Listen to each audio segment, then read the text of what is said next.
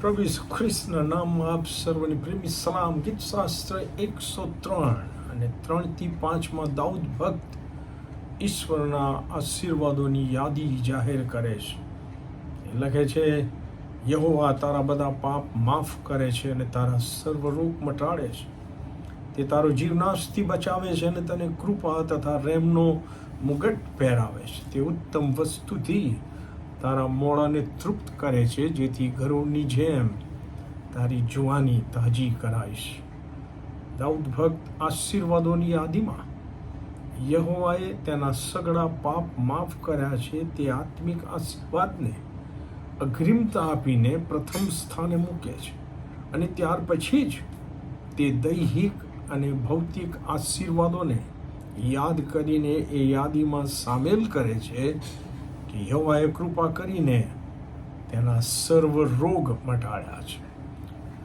મત્થીની સુવાર્તા 9મો અધ્યાય એની 1 થી 8 કલમ, માર્ક 2 1 થી 12 કલમ અને લુક 5 17 થી 26 જે બનાવ નોંધવામાં આવેલો છે એને જો તપાસીએ તો નવા કરારના દ્રષ્ટિકોણથી પણ અગ્રિમતાના ક્રમમાં પાપોની માફીનો આશીર્વાદ પ્રથમ સ્થાને આવે છે.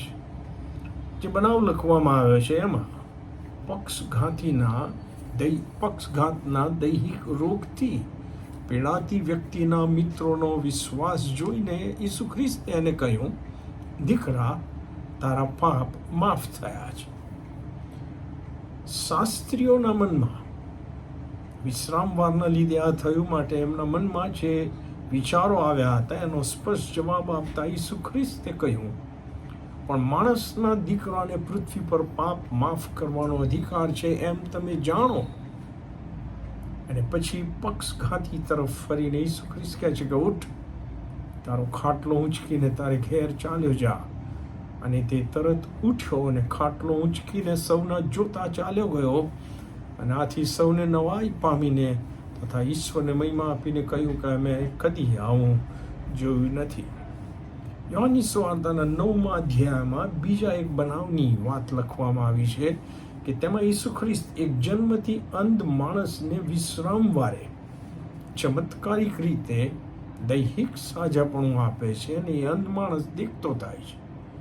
ધાર્મિક ફરોશીઓએ ઉલટ તપાસ કરી અને આનો ઘણો બધો વિરોધ કર્યો અને છેવટે પોતાની હાજરીમાંથી એને કાઢી મૂક્યો.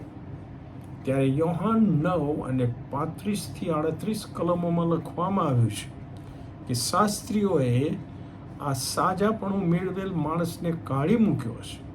એવું ઈસુએ સાંભળ્યું ત્યારે તેમણે તેને શોધી કાઢીને પૂછ્યો, શું તું ઈશ્વરના પુત્ર પર વિશ્વાસ કરે છે? તેણે ઉત્તર આપ્યો કે હે પ્રભુ, તે કોણ છે કે હું તેમના પર વિશ્વાસ કરું? ઈસુ તેને કહ્યું કે તે તેમને જોયા છે અને જે તારી સાથે વાત કરે છે તે જ તે છે. અને આ માણસે કહ્યું કે પ્રભુ, હું વિશ્વાસ કરું છું. અને પછી આ માણસે ઈસુનું ભજન કર્યું, એને આત્મિક આશીર્વાદ મળ્યો. આ બંને બનાવો પરથી એમ જાણી શકાય છે કે જો પ્રભુ પર વિશ્વાસ કરીને હું આત્મિક આશીર્વાદથી વેષ્ટિત થયો છું તો જ હું દૈહિક સાજાપણાનો આશીર્વાદ ઈશ્વરના મહિમા માટે માણી શકીશ. ઘણા લોકોને ઈસુ ખ્રિસ્તમાં પાપોની માફી મેળવીને પ્રભુના મહિમાના માટે જીવવું નથી, પણ પ્રભુ પાસેથી દૈહિક સાજાપણાનો આશીર્વાદ એમને જોઈએ છે. ઘણા સેવકો પણ પોતાની સેવામાં, પોતાના ઉપદેશમાં અને પોતે આપતા શિક્ષણમાં આત્મિક આશીર્વાદ, બેઝિકલી પાપોની માફી સંબંધીનો આશીર્વાદ, એના કરતાં દૈહિક અને ભૌતિક આશીર્વાદોને વધારે મહત્વ આપે છે. પણ બાઇબલ પ્રમાણે આ યોગ્ય નથી. આત્મિક આશીર્વાદ મેળવેલ પ્રભુના દરેક બાળકને ઈશ્વર તરફથી દૈહિક સાજાપણું નથી મળતું. તે પણ એક માર્મિક વાસ્તવિકતા સ્વીકારીને આપણે જીવવાનું છે. યાદ રહે, દૈહિક સાજાપણું પૃથ્વી પરના ક્ષણભંગુર જીવન સુધીનો આશીર્વાદ છે, પરંતુ આત્મિક આશીર્વાદ પૃથ્વી પરના જીવનને અને મરણ પછીના અનંત જીવનને પણ ધન્ય બનાવે છે. તેથી જ પ્રભુના એક સેવકે કહ્યું છે, it is far more better to raise the dead in sin than to heal the sick. મતલબ દૈહિક સાજાપણા કરતાં કોઈ પાપમાં મુયેલી વ્યક્તિ પ્રભુના મહિમા માટે પ્રભુમાં પુનર્જીવિત થાય તે વધારે શ્રેષ્ઠ અને ઈચ્છવા જોગ છે. સમજવા માટે પ્રભુ આપણને એની કૃપા આપે. આમેન.